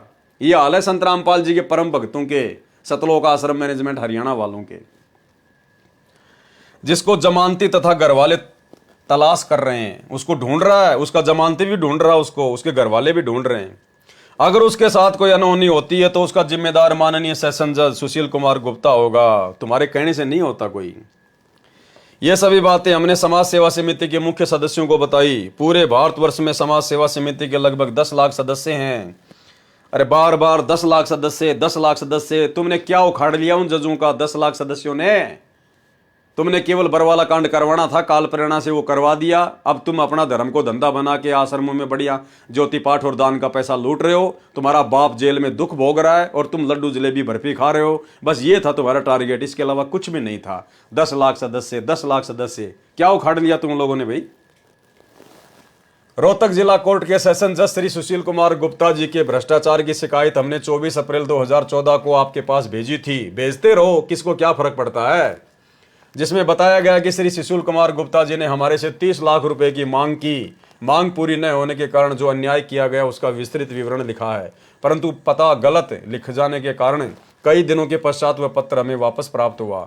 इसी कारण से इस माननीय भ्रष्ट जज श्री सुशील कुमार गुप्ता जी सेशन जज रोहतक की जांच शुरू नहीं हो पाई, जिसका हमें इंतजार था। वह पत्र पुनः पता ठीक करके आप जी के पास उचित कार्रवाई के लिए भेज दिया गया है। आशा है कि न्यायालय की गरिमा बनाए रखने तथा जनता का विश्वास न्यायालय के प्रति बरकरार रखने के लिए आप जी अवश्य कड़े कदम उठाएंगे। अरे आने वाले समय में सतगुरु की भक्ति और सतगुरु के अलावा किसी का किसी पे कोई विश्वास नहीं होगा। तुम कहाँ न्यायालय के प्रति लोगों का विश्वास दृढ़ करने की बात कर रहे हो। 30 लाख रुपए की मांग पूरी न होने के कारण सेशन जज श्री सुशील कुमार जी का दमन चक्कर बंद होने का नाम नहीं ले रहा है। हमारे सतगुरु रामपाल दास जी के लगभग 15 लाख अनुयायी हैं। जब गुरुदेव जी झूठे मुकदमे के कारण कोर्ट में पेशी पर जाते हैं तो लाखों श्रद्धालु मना करने के बाद भी श्रद्धावश दर्शनार्थ कोर्ट के आसपास इकट्ठे हो जाते हैं। ले लो भाई, ले लो प्रसाद। अरे वो भगत भाई बहन जो रोहतक की तारीखों पर जाते थे, इसार की तारीखों पर जाते थे, आप लोगों को प्रसाद दे दिया। यहाँ क्या लिख रहे हैं कि हम किसी को तारीखों पर नहीं बुलाते थे। कौन कह रहा है? सतलोक आश्रम मैनेजमेंट हरियाणा, जो तुम्हारे को कोऑर्डिनेटरों के माध्यम से मैसेज डाल डाल के गुरुजी का सख्त आदेश बता बता के रोहतक की और हिसार की तारीखों पर भेजा करते थे। गुरुदेव के जेल जाने के बाद में तुम लोगों को हिसार की और रोहतक की तारीखों पर भेजा करते थे कि तारीखों पर नहीं जाओगे तो नाम खंड हो जाएगा, आश्रम में एंट्री नहीं देंगे, और नाम शुद्ध करवाना है तो 4 तारीखों पर जाना पड़ेगा। बस की या ट्रेन की वो टिकट दिखाओ, हमें तुम्हारे पर विश्वास नहीं है। यहां क्या लिख रहे हैं इस किताब में? ऐसे मारता है ये काल, ऐसे मारता है। क्या लिख रहे हैं? जब गुरुदेव जी झूठे मुकदमे के कारण कोर्ट में पेशी पर जाते हैं तो लाखों श्रद्धालु मना करने के पश्चात भी श्रद्धावश दर्शनार्थ कोर्ट के आसपास इकट्ठे हो जाते हैं। संगत का जूता और संगत का सिर संगत पे ठोक दिया कि हम किसी को नहीं बुलाते। वो भगत तो अपनी श्रद्धा से, अपनी मर्जी से ही कोर्ट के आसपास इकट्ठे हो जाते हैं, जबकि सबको पता है कि बेचारे भक्तों को मैसेज डाल डाल के कोऑर्डिनेटर लोग दबाव डाल डाल के हिसार की तारीखों पर भेजा करते थे। और यहाँ क्या लिख रहे हैं? हम नहीं बुलाते, वो तो अपने आप ही आ रहे हैं। ऐसे मारता है ये काल, ये है मनमानिया। और जाओ, उनके साथ आर्य समाज के लोग झगड़ा करते हैं और क्या करेंगे? मन आचरण करोगे ये तो झगड़ा ही करेंगे और क्या करेंगे भाई।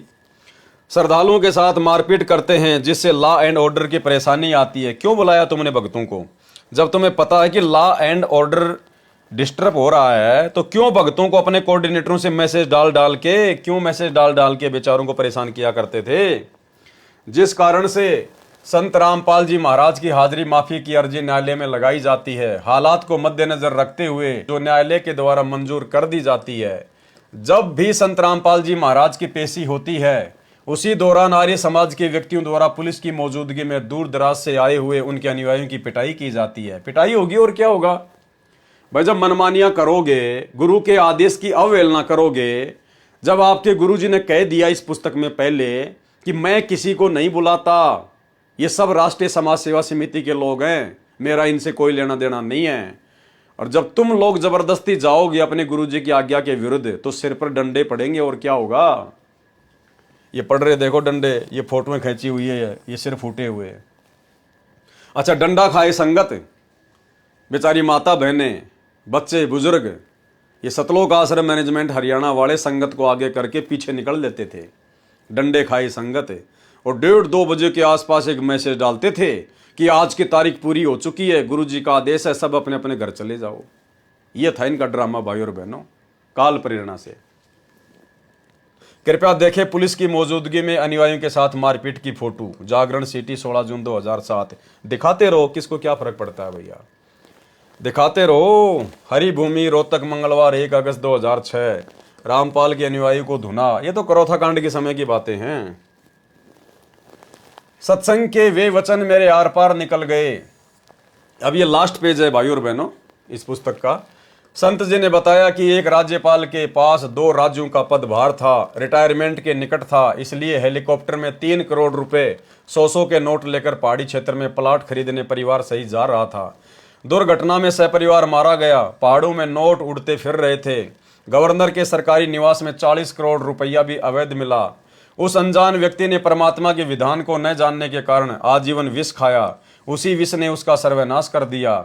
अभी उस जीव का सिलसिला समाप्त नहीं हुआ, आगे क्या होगा। जिस जिससे रिश्वत ली थी उसके एक एक पैसे को चुकाना पड़ेगा, किसी का गधा बनकर ऋण उतारेगा, किसी की भैंस बनकर। सत्संग में बताया गया कि इसलिए परमात्मा के विधान को समझकर बुराई से बचें। तुमने उस दरगाह का महल नहीं देखा, धर्मराज के तिल तिल का लेखा। विशेष राजनेता, जज तथा प्रशासनिक अधिकारी ये भी अपने भाई बहन हैं, हमारे शत्रु नहीं हैं, परंतु अज्ञानतावश रिश्वत का विष खाकर पाप के भागी बन रहे हैं। इनको इससे बचाना हमारा उद्देश्य है। जब विष रिश्वत के दुष्परिणाम का ज्ञान होगा तब जैसे किरका जहर का रंग होरी हो, कहो कौन तिस खावे राम रंग होरी हो। भावार्थ है कि जिसको विष के दुष्परिणाम का ज्ञान हो जाएगा तथा विष पॉइजन का एक कण भी यदि कहीं गिरा पड़ा होगा उसको भी कोई नहीं खा सकता। इसी प्रकार ये रिश्वत रूपी विष का ज्ञान होने के पश्चात कोई ये गलती नहीं करेगा। एक जज का इकलौता पुत्र था, वही दुर्घटना में मारा गया। अज्ञानतावश वह फिर भी बाज नहीं आ रहा। परमात्मा के विधान को जानकर ही यह बुराई छूटेगी। इसके साथ जीव का स्वभाव है कि उसे दंड का खोप भी अनिवार्य है, इसलिए कड़े कानून बनाने की आवश्यकता है। भैया, सरकारों ने ना जाने कितने कितने कड़े कानून बना दिए। अरे जो अरब कंट्री है, कुवैत है, दोहा है, कतर है, सऊदी अरब है, वहाँ से बड़े कानून तो पूरी दुनिया में कहीं नहीं है। अगर कोई बलात्कार करता है तो सरेआम उसको फांसी दी जाती है, उसका सर कलम कर दिया जाता है। वहाँ भी बलात्कार नहीं रुक रहे, कड़े कानूनों से नहीं रुक सकते मेरे भाई। अरे जीव के ऊपर तीनों गुणों का प्रभाव बताया परमात्मा ने। जब तुम्हारे शंकर भगवान काम वासना को नहीं रोक पाए, उनका तो कितना बड़ा कानून होगा। जब वो अपने आप को नहीं रोक पाए और मोहिनी के साथ में कुकर्म कर डाला, तो आम जीवों की क्या औकात है कि ये रजोगुण से प्रभावित होकर इस प्रकार के काम करने से बच जाएं। मान लीजिए कोई रजोगुण से बुरी तरह से प्रभावित है और उसने ठान लिया कि मुझे ये कुकर्म करना है, उसको उस समय वो कड़े कानून दिखाई नहीं देते। वो पुलिस, वो कोर्ट, वो जेल, मार पिटाई दिखाई नहीं देती, कुछ नहीं दिखाई देता। जब भगवान शंकर के ऊपर कामदेव का प्रभाव हुआ तो उस समय वो अपनी पत्नी को भी भूल गया, अपनी इज्जत को भी भूल गया, अपनी पोजीशन को भी भूल गया और मोहिनी के पीछे पीछे चल दिया काम वासना के वश होकर, और आगे चलकर बदनीयत से उसका हाथ पकड़ लिया। और श्री सुख सागर में साफ साफ लिखा हुआ है कि बाद में उसका वीर्य पतन हो गया। अब बताइए फिर यहाँ का 2 कोड़ी का जीव कैसे कड़े कड़े कानूनों से सावधान हो सकता है। ये तो परमात्मा के कानून से जीव सावधान होगा। जैसे आज उनके लाखों भगत इस तत्व ज्ञान को लेकर, अच्छे बुरे की जानकारी लेकर, कौन से कर्म करने से क्या होगा, कौन से कुकर्म करने से हानि होगी, इस परमेश्वर का भरपूर आशीर्वाद चाहिए, मर्यादा चाहिए और परमेश्वर का ज्ञान चाहिए। इनके ज्ञान से ये दुनिया सुधरेगी, संभलेगी। ये तीनों गुणों का प्रभाव कम होगा, जिससे जीव आने वाले समय में गलतियां करने से बचेगा। सरकारें ना जाने कितने कड़े कड़े कानून बना के परेशान हो चुकी है, फिर भी देश में आए दिन ये क्राइम, ये बलात्कार, चोरी, डकैतियां, भ्रष्टाचार, ये सारी बुराइयां बढ़ती क्यों जा रही है। भैया ये सरकारों की बस की बात नहीं है। राष्ट्रीय समाज सेवा समिति वालों, ये तो भगवान धरती पर आया इसलिए है कि अब ये सरकारों के बस की बात नहीं रही। थोड़े बहुत दिनों में 2028 से पहले पहले ये आपकी सरकारें हाथ खड़ी कर करके भागेंगी। जैसे बांग्लादेश के प्रधानमंत्री भाग के हिंदुस्तान में आ गई, अफगानिस्तान का राष्ट्रपति हामिद करजई भाग के कहीं और चला गया। ऐसे आने वाले समय में, युग परिवर्तन का समय 2028, ये बड़े बड़े देशों के बड़े बड़े राजनेता जिनकी आज तूती बोलती है, ये हाथ खड़े कर करके ये अपनी जान बचाते फिरेंगे। इस काल के कानून से काल का सिस्टम नहीं सुधरता। ये परमेश्वर इस कलयुग में थोड़े समय के लिए सतयुग जैसा माहौल बनाएगा अपना संविधान लागू करके। जो संविधान आप और हम सभी के ऊपर लागू हो चुका है, ये परमात्मा के भक्ति नियम, परमात्मा का ज्ञान, और खाली ज्ञान से और भक्ति से भी कुछ नहीं होता। जब तक सतगुरु अपना आशीर्वाद ना बख्शे, जब तक सतगुरु अपनी तरफ से जीव को राहत ना दे, तब तक ये ज्ञानवान भी कुछ काम नहीं आता। ज्ञान तो देवताओं के राजा इंद्र को बहुत था, देवताओं की सभा में ज्ञान दिया करता था। दूसरे की माँ बहन को अपनी माँ बहन की दृष्टि से देखना चाहिए। जो व्यक्ति दूसरी स्त्री के साथ में ऐसा कर्म करता है उसको नरक भोगना पड़ता है। और फिर अपने ही गुरु की पत्नी अहिल्या के साथ में जाके मुंह काला करके आ गया। ज्ञान तो ब्रह्मा जी भी अपनी सभा में देवताओं को बैठा कर दिया करते थे।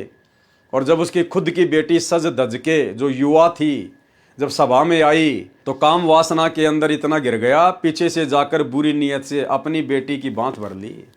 तो भैया इस काल के ज्ञानवान से कुछ नहीं होना, ये तो परमात्मा का ज्ञान आगे चलकर इस दुनिया को सुधारेगा।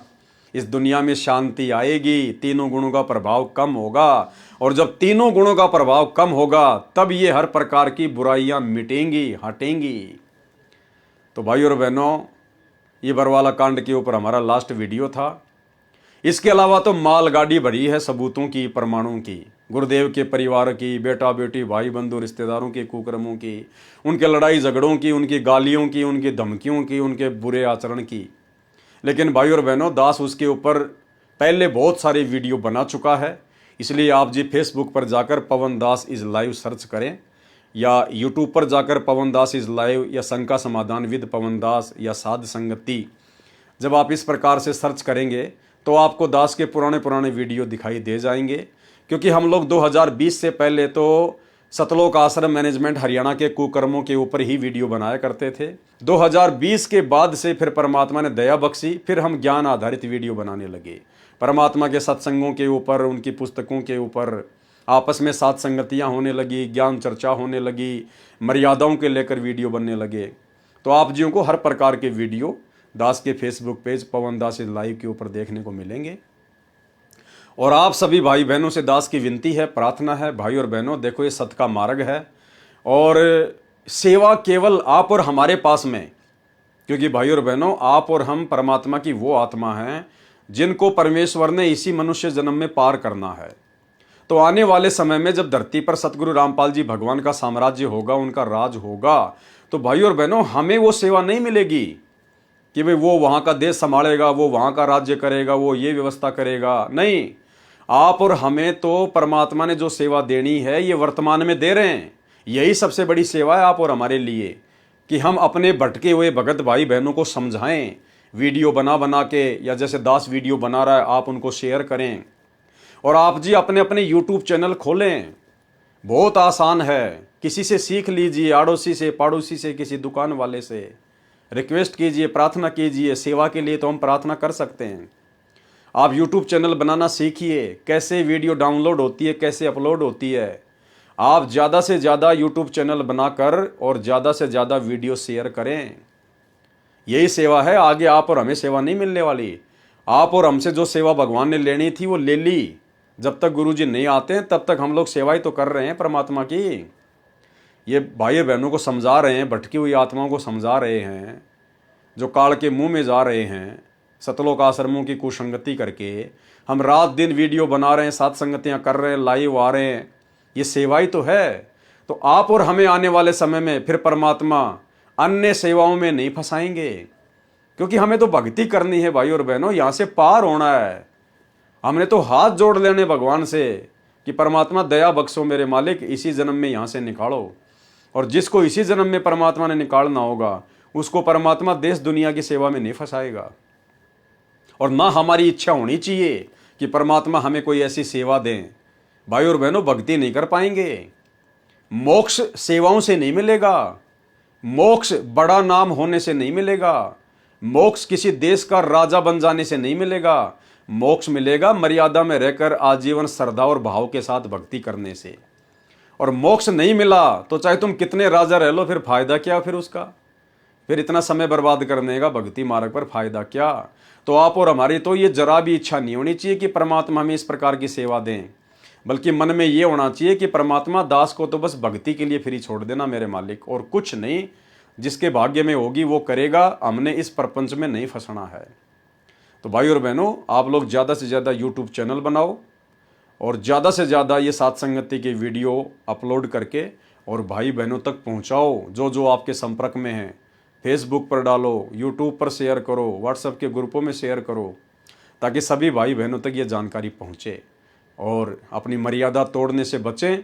और जिस प्रकार से सतगुरु रामपाल जी परमेश्वर जी ने अपने सत्सेवक बच्चों को वर्तमान में ज्ञान को आधार बनाकर, घर को आश्रम बनाकर और गुरु को ही परमात्मा बनाकर भक्ति पर लगा रखा है, यही आगे गुरुदेव भगवान के सतलोक जाने के बाद इसी प्रकार से पूरी दुनिया में भक्ति होगी। तो आप और हमारा सौभाग्य जो परमात्मा ने हमें उस प्रक्रिया में पहले से ही लगा रखा है। आज हमें अपने गुरुदेव के अलावा, उनके ज्ञान के अलावा, उनकी मर्यादाओं के अलावा किसी चीज की आवश्यकता नहीं है। तो जब किसी चीज की आवश्यकता होगी नहीं, सब कुछ गुरुदेव ने दे रखा है, खाली थोड़े से दिमाग की आवश्यकता है, फिर हमें क्यों किसी के चक्कर में पड़ना, क्यों किसी की कुसंगति में पड़ना, क्यों किसी के दबाव में आना, क्यों किसी के मनमाने आचरण का शिकार होना। तो भाई और बहनों, आप और हमारा परम सौभाग्य, जिस रास्ते पर यह संगत और ये दुनिया आने वाले समय में आएगी, उस रास्ते पर गुरुदेव भगवान ने हमें पिछले 8 वर्षों से लगा रखा है। तो गुरुदेव भगवान हमसे कितना प्रेम करते हैं, आप और हमारी कितनी फिक्र है गुरुदेव भगवान को। सोचिए, हम आत्माओं में और शतलोक आश्रमों से जुड़ी हुई आत्माओं में कितना अंतर है, कितना डिफरेंट है। तो ये रजा गुरुदेव भगवान की आप और हमारे ऊपर इसी प्रकार से बनी रहे, यही हम एकमात्र कामना करेंगे और भक्ति दान ही परमात्मा से मांगेंगे कि परमात्मा इस भक्ति में हमारे भाव बने रहें। हे परमेश्वर, हम मर्यादा में रहें, आपकी लक्ष्मण रेखा से 1 इंच भी इधर उधर ना हो। परमेश्वर, आप जी इतनी हम नीचों के ऊपर दया बनाए रखना। तो भाई और बहनों, जैसा भी दास को सतगुरु रामपाल जी भगवान ने प्रेरणा की और जितना भी दास आपको अपनी सेवा समझते हुए समझा पाया है, उतना दास ने अपनी तरफ से पूरा प्रयास किया है। बाकी दास भी 2 कोड़ी का जीव है, जितना परमात्मा दिमाग में डालेंगे दास उतना ही भोग सकता है, उतना ही आपको बता सकता है। इससे ज़्यादा एक शब्द एक्स्ट्रा बोलने की मेरी औकात नहीं है। फिर भी यदि मेरे किसी शब्द से आप लोगों को कोई दिल पे चोट पहुंची हो, तो मैं आप लोगों से भी करबद्ध क्षमा प्रार्थी हूँ। और गुरुदेव भगवान से तो 24 घंटे अरदास करते ही रहते हैं। और आने वाले समय में अब जैसे भी परमात्मा किसी और पुस्तक के ऊपर वीडियो बनाने की प्रेरणा करेंगे, तो दास आप जियों को लाइव आकर सूचित करेगा और फिर आगे भगवान सेवा देंगे तो आपकी सेवा में दास हाजिर होगा। तो सतगुरु रामपाल जी भगवान से आशीर्वाद प्राप्त करते हैं, इजाज़त लेते हैं।